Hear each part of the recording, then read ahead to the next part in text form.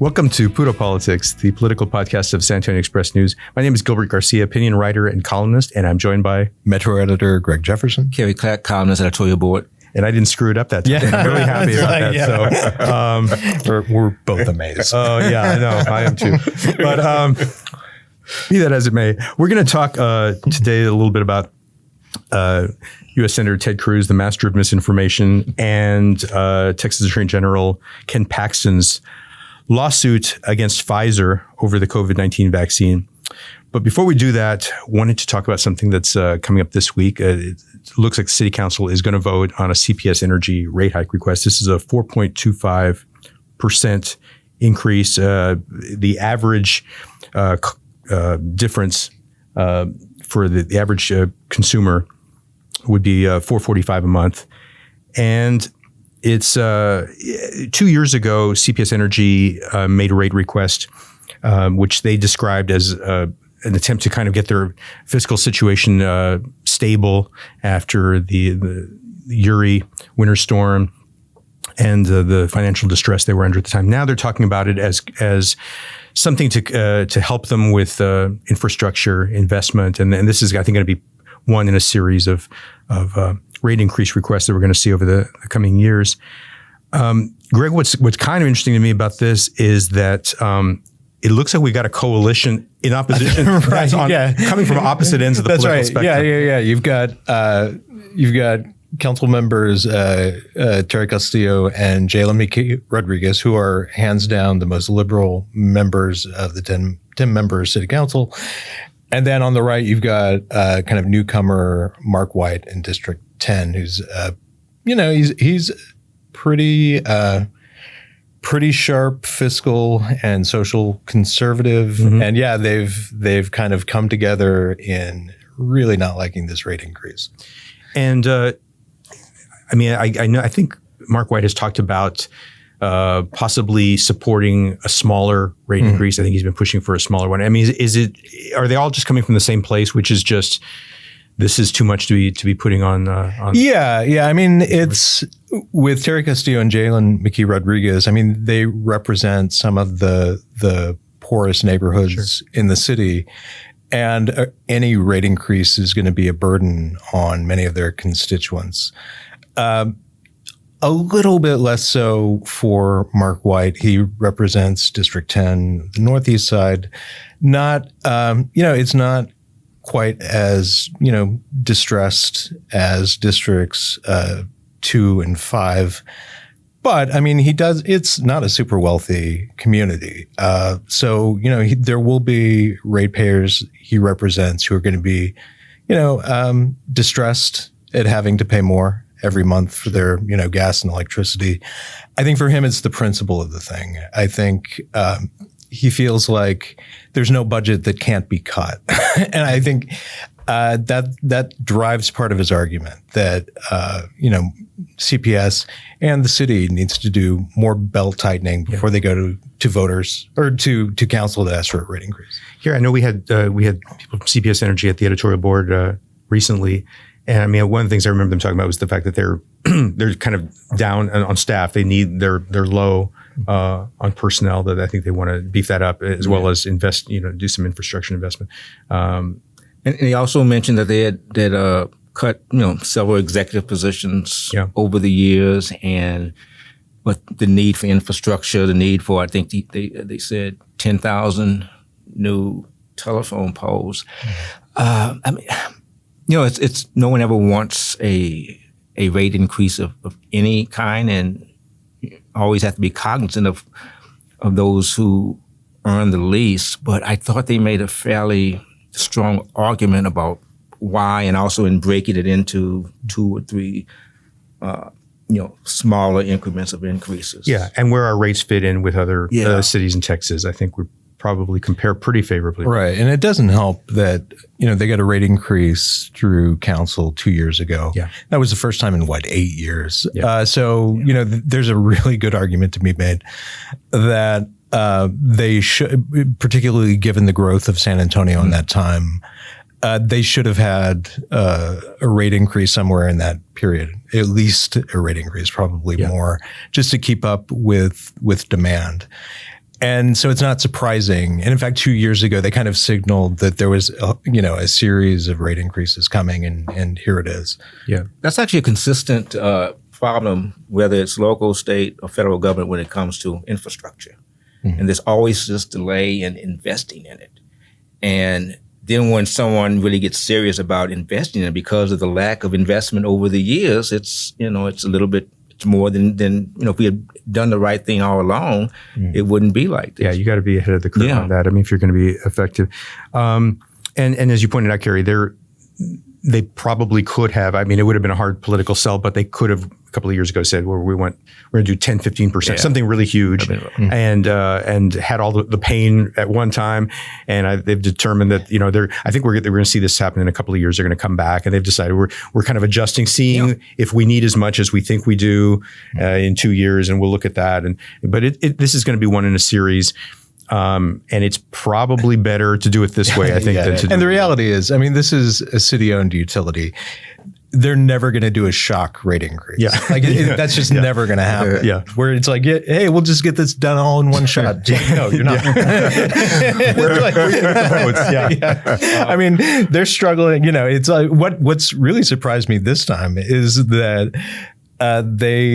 council members haven't kind of coalesced around like a smaller rate increase. It's like I'm surprised it remains at 4.25%.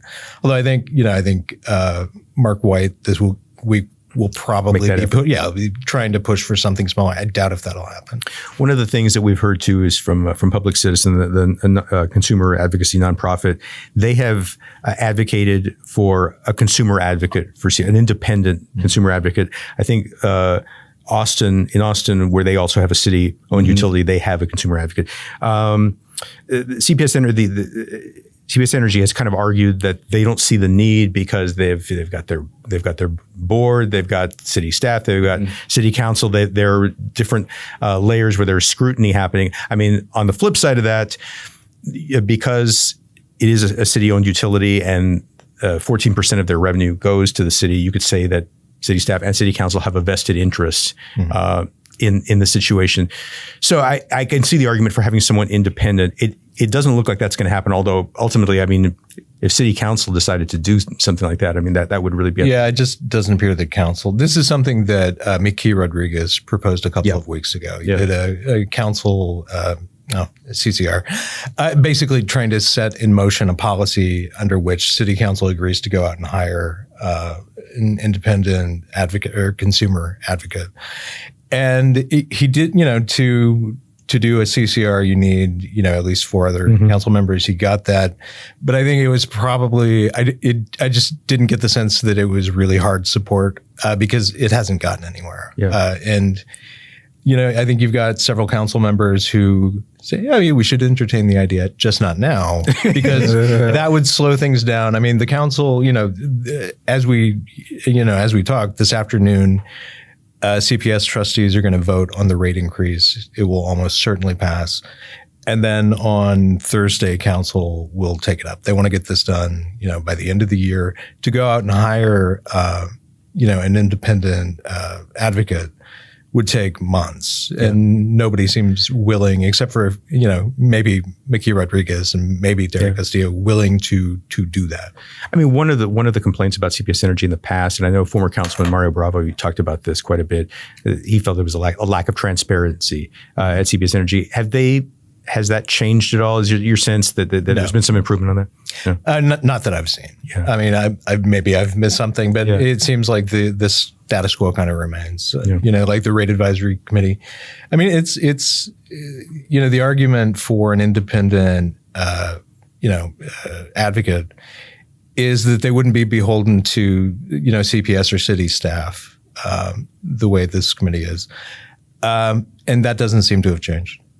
One thing that this liberal conservative coalition on council made me think about on another issue in the future just made me wonder if this foretells, something else we've talked about, a new arena, stadium for the Spurs and city funding.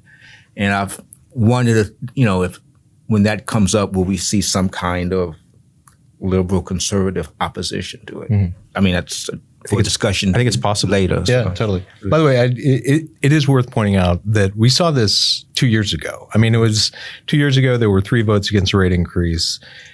District 10, and Clayton Perry at the time, not Mark White, and also Mickey Rodriguez and Castillo. So this, it's happening with one new council member, but the outlines are pretty much the same. Really as 2 years interesting. ago. I want to talk a little bit about U.S. Senator Ted Cruz, who had a recent tweet in response to there was a deadly car crash at the Rainbow Bridge near Niagara Falls on November 22nd. And there was an explosion that happened. And there were early reports, I think this came from Fox News, saying that there was the belief that it might be a terrorist attack. Ted Cruz tweeted something along those lines. It was later shown, I think pretty quickly it was determined that it was not a terrorist attack. This was an accident.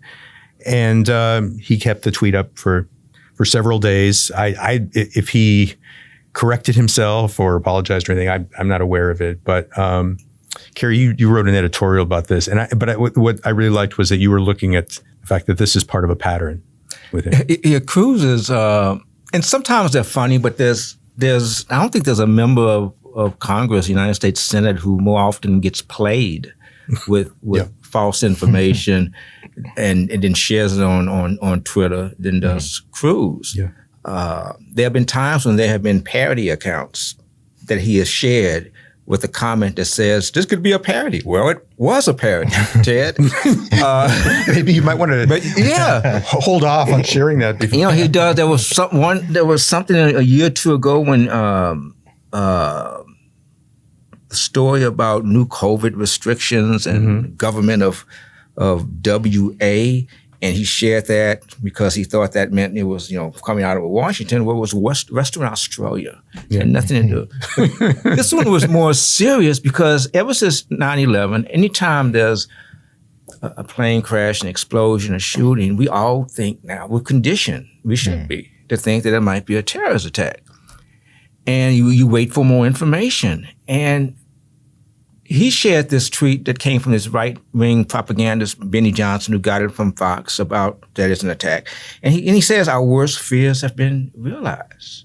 No, they hadn't been. He didn't. And you're a United States Senator. You're on the Foreign Relations Committee.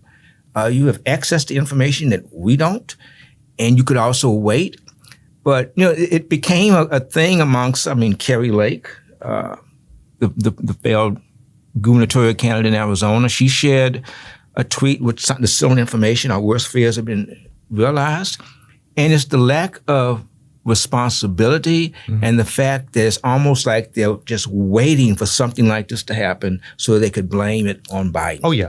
That's what it's about. Because that was going to be the next step, that Joe Biden, we're not safe in this country because of Joe Biden. And he didn't correct himself. He did post another tweet where he said, Heidi and I are, praying for the but he never corrected the other one. And, it was a couple who was going too fast in a Bentley and the car took off and crashed and exploded.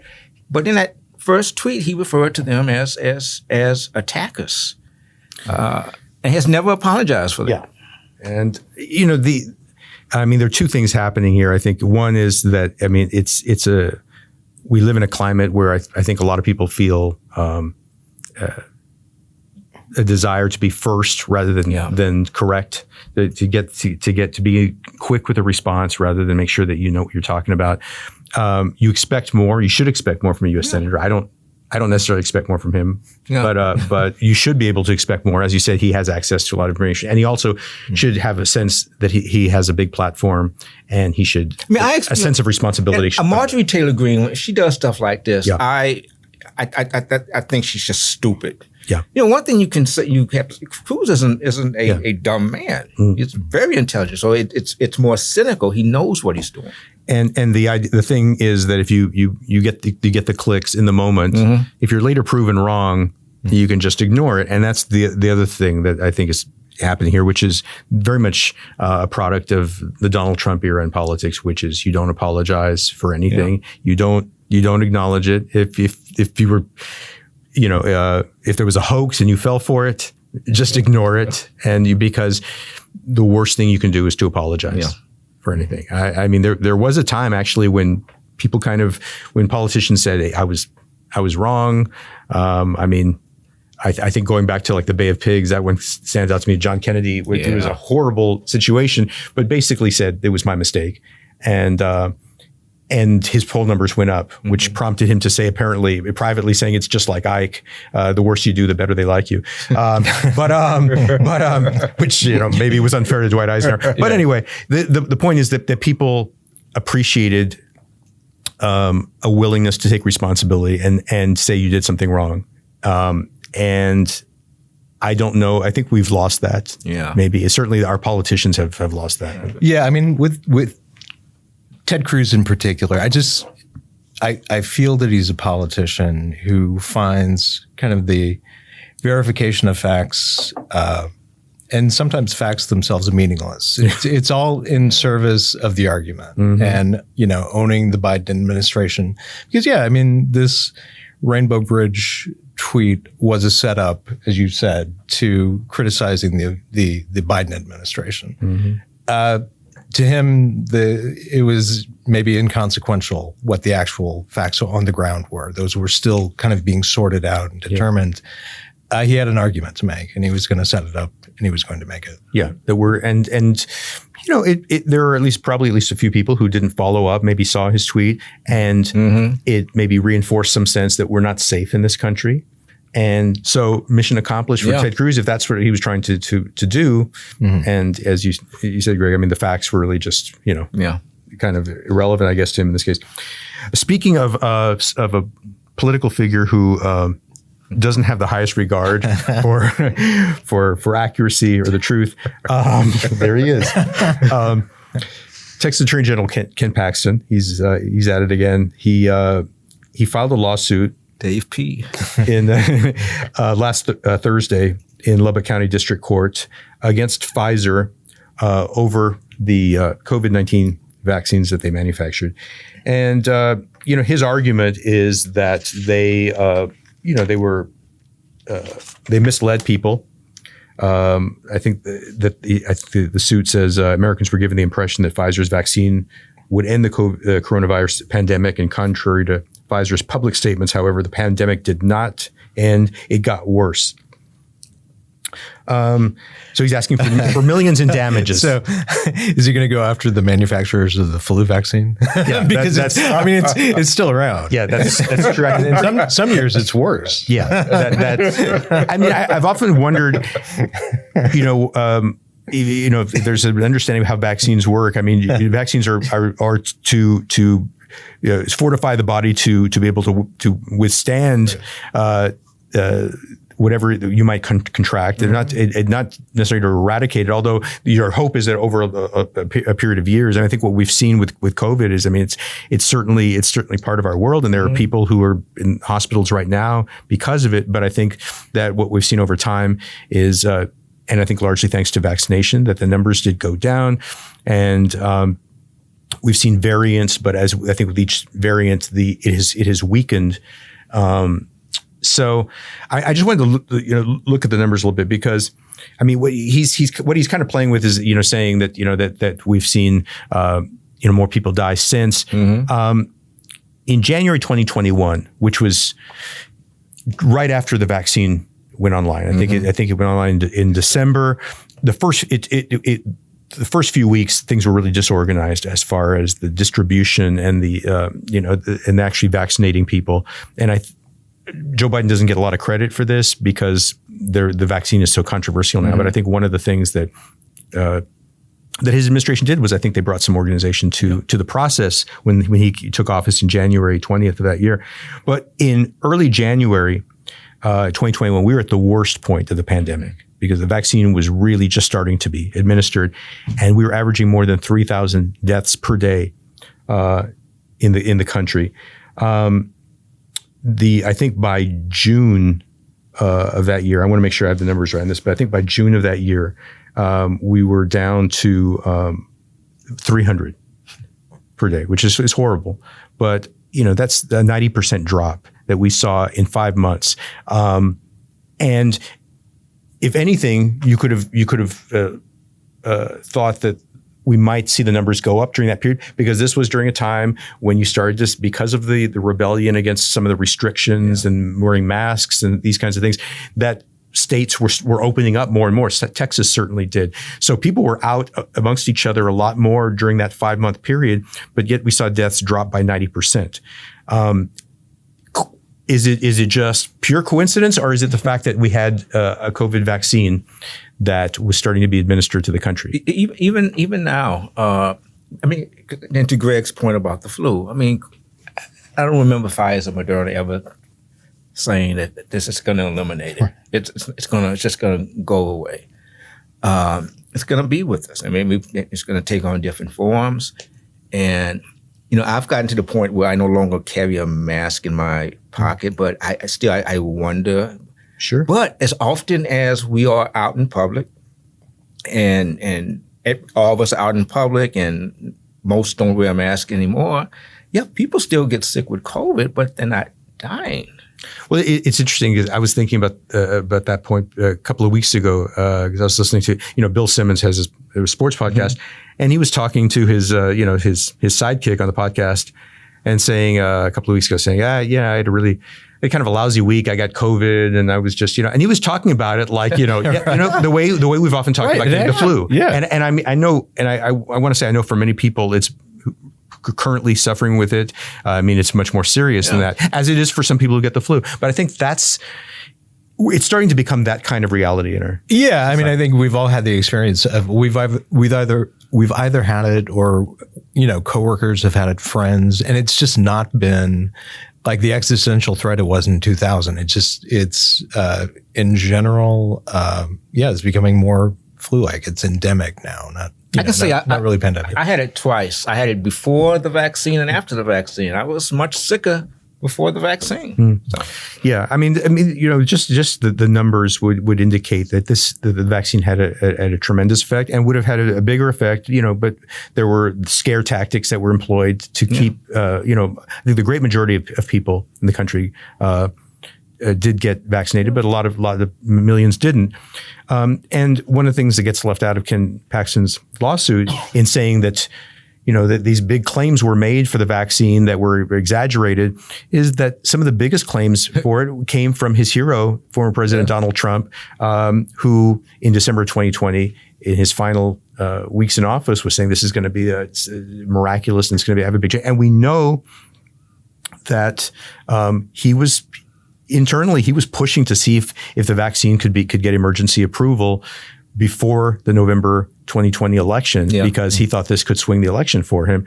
And that didn't happen, but he was pushing hard for it. And it's one of the strangest stories in politics, I think, in recent years, that Donald Trump, there's so much that he did in office that I object to, but I think that his desire to get the vaccine, the process of getting a vaccine, approved and just to make sure that he got out there, I think is one of the positive stories about his presidency. And totally agree.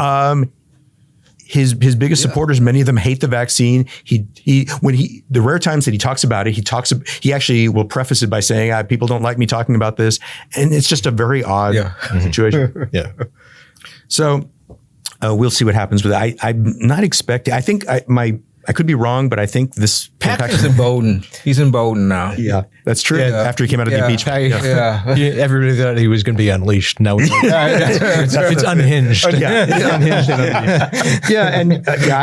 I think this lawsuit will be about as successful as his challenge to the 2020 election. I'm just going to leave it there. Yeah. Thank you all for listening. Hope everyone's doing great, and good luck with the Christmas shopping. And we'll be back with you next week. Take care.